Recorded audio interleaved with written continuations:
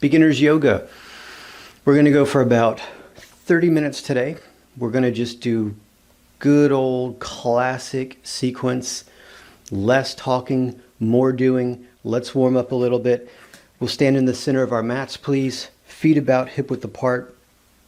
Take a breath in through your nose if possible. Just a big breath. Let your ribs spread out. Maybe even lift your shoulders up. And then pop like a balloon. And just kind of let some of the stress go. We'll do that one more time. Take a breath in. Pop like a balloon. Good. Now let's warm up the spine a little bit. When we inhale, we're standing upright. When we exhale, we bend to the side. So breath in, breath out. Let's go right ear, right shoulder, side bend. Inhale back up. Exhale. Go the other way. And repeat. And just kind of go at your own sort of slow pace. Full disclosure, I am a little bit stiff today. So I'm not getting as much range of motion as I usually get, but that's okay. That's why we warm up and that's why we take it easy. We don't rush and we don't force. Now if you notice, I kind of drag one arm down the side of my leg. That gives me a little measuring stick to help me know if I'm increasing my mobility, if I go a little bit past my knee, or if I can barely touch my knee, the side of my knee. That happens sometimes too. So it's just like a little insider trick to help you feel if you're increasing your range of motion. Sometimes it's hard to tell. This is one way that can help. Okay, back to center. And now let's do flexion extension. I'll turn sideways that you can see. Feet hip width apart, knees a little bit soft. As we exhale, we're going to curl up into a ball. Drop the chin, tuck the pelvis, so you feel a little stretch up and down your back. And as we inhale, we extend. The opposite, lift your chest, lift your chin, lift your tail. We try to feel a stretch in the front and go the other way. It's just real easy, just very, very easy. Just trying to get the rust out of the joints. Try to get the breath moving. We're in the winter season now, so it might be a little harder to nasal breathe, and that's okay. You just breathe any way you can. But the more and more you can nasal breathe, the more and more try to nasal breathe, because that's going to help open up your airways. It helps open up your blood vessels. You just do your best. Let's go one more. Back to center, release, and then we'll do our rotations. My favorite rotation is the Tai Chi spine twist. We can do it two ways. One, just keep your feet glued to the ground and we twist from the waist. Let your arms go. Now some people, if they have low back issues, it's hard for them to tolerate this exercise. So we can do a couple of things. One, don't twist as much. Or two, we start to use the ball of our foot kind of like a golf swing. So when I twist, I come up on my tiptoes, twist, tiptoes other way. And that way you get the rotation, but it's not so much torque on your low back. Then just breathe. And just go easy. Also, if you're able to come up on your tiptoes, you're stretching your toes a little bit, the soles of your foot a little bit. If you're bending your knees, get some knee lubrication, all kinds of stuff from something really kind of simple. And just keep the air moving if you can. Just go easy, easy, easy, easy. 10 more seconds.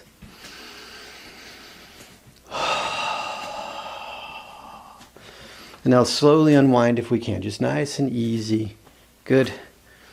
Until we're standing at attention. Excellent. Please shake out any tension that you may need to shake out. And let's get into our half sun salutations. I'm going to do one facing you, and then I'm going to turn sideways so we can see the technique. So mountain pose first. Feet about hip width apart. If we can, Kneecaps point forward. If we can, we turn the toes in a little bit, turn the heels out a little bit. That's just creating space in our hips. If you can, lift and spread your toes.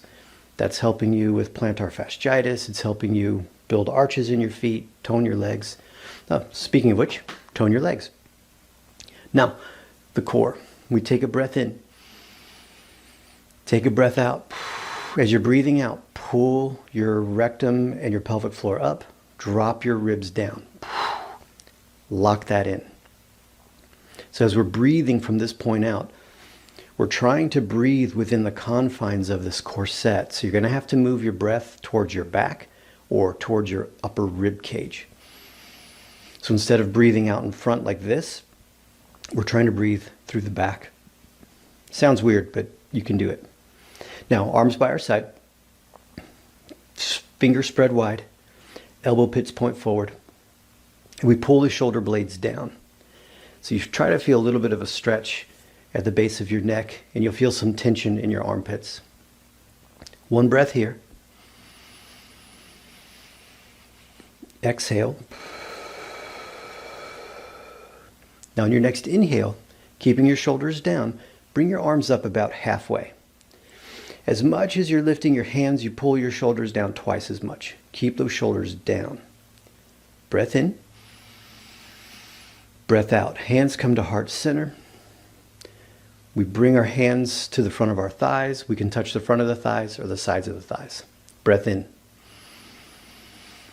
Breath out. Lock in your core. Bend your knees a little bit and push your behind straight back. Let your hands trace your thighs. Your hands are going to wind up around your knees, more or less. Do your best to keep your arms straight. And you feel the weight shift into your heels. You should feel some tension in the backs of your legs. It's called the hamstrings. And you want to feel tension in your glutes. This is predominantly like a hip, glute, hamstring thing. You might feel some tension in your low back, and it's okay if you can tolerate it. You can come out of it a little if you need to, but if you can tolerate it, just make sure that you feel the emphasis more or less in your lower body.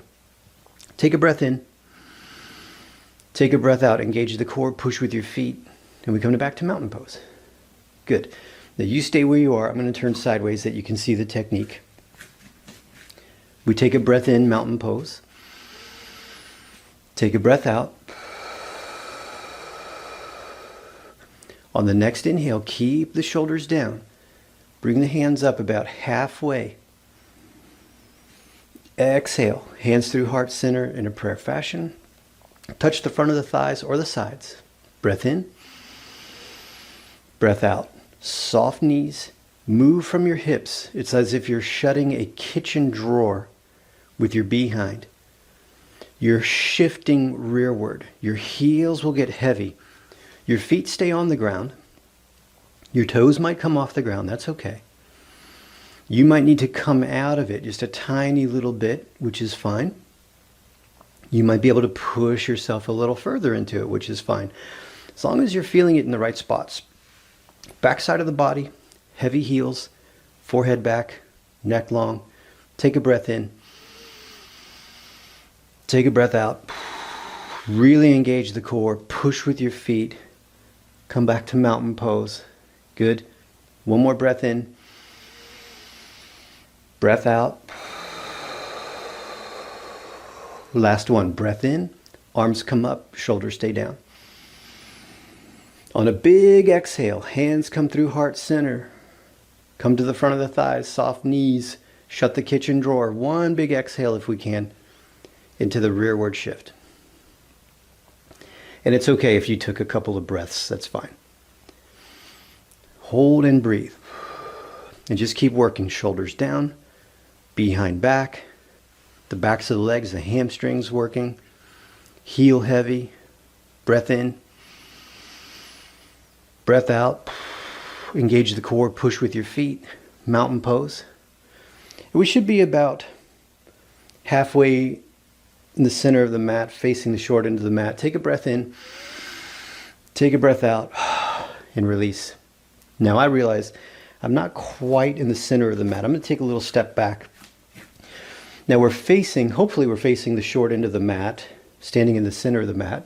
Check out how we can get into giraffe pose from here. Really simple. I wish I would have thought of this so long ago.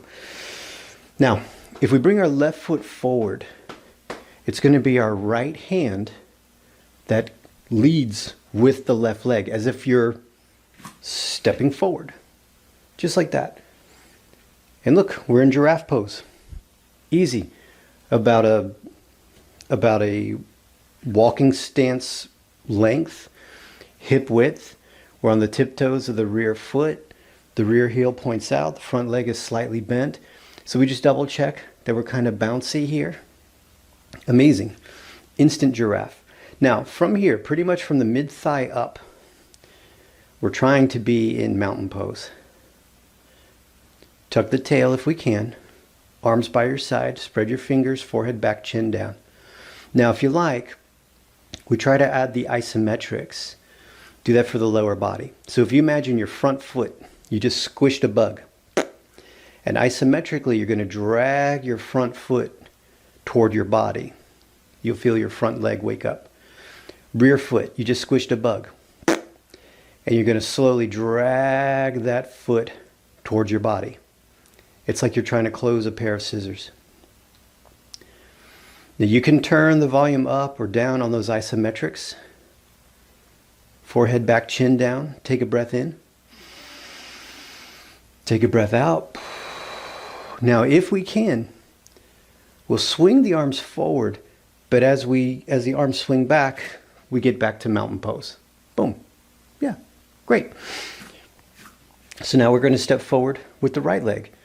So that means we lead with the left arm. Swing the left arm back. Catch that momentum forward. Step the right foot forward just like you're walking. Boom. And we're in giraffe. Right foot forward. Left toes, tiptoes on the rear leg. Rear heel turns out.